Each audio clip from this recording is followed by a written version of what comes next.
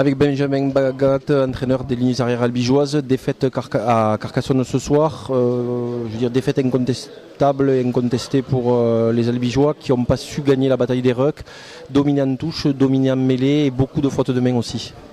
Oui, surtout dominé, comme vous l'avez dit, sur les phases de conquête pure et dans les rucks, voilà, on savait qu'on allait avoir affaire à une forte pression de ces Carcassonnais qui avaient besoin d'une victoire pour assurer leur maintien. Voilà. On a failli dans plein de secteurs, donc voilà, aujourd'hui c'est une défaite logique au vu du match. Alors on a senti aussi, nous, bien au chaud en tribune de presse, un manque de liant un petit peu dans la ligne 3/4 au niveau de la charnière, on sentait.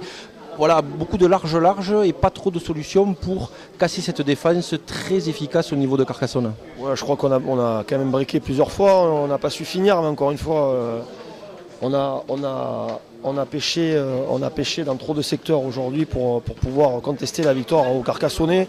On tourne à 14-3 à la mi-temps. Avec le vent, on se dit que c'est pas irréversible et puis il faut une grosse entame de deuxième mi-temps où on encaisse un essai et puis après c'est compliqué de revenir.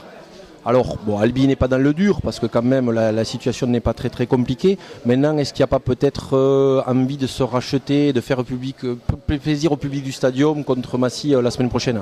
Ouais, d'abord essayer de regagner et de renclencher et surtout de stopper cette spirale de défaite et réenclencher sur un bon match au stadium à la fois pour nous et aussi pour notre public. Voilà. Alors est-ce que la course à la qualif est toujours en jeu? Parce que rien n'est perdu, il va y avoir un resserrement vu les résultats de ce soir, mais on sait que deux mauvais résultats, on descend un peu, par contre deux bons résultats et on peut se retrouver de nouveau dans le chapeau de tête, quoi. Oui, c'est ce qui nous était arrivé déjà au mois d'octobre, donc bon, on sait qui on est, on sait d'où on vient, on sait où on veut aller, on sait aussi que c'est un championnat qui est difficile, où aucune équipe ne lâche rien pour l'instant, parce que rien n'est décidé, donc voilà, nous on va continuer notre petit bonhomme de chemin, il reste 9 matchs, on va essayer d'en gagner le plus possible et puis on verra bien ce qui se passera à la fin.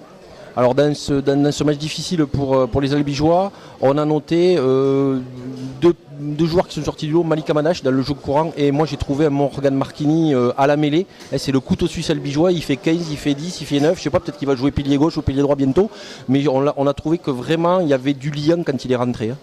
Oui, on l'a pris pour ça. Après, Morgan, il a toutes les qualités pour. Effectivement, c'est un peu le couteau suisse de notre équipe, voilà.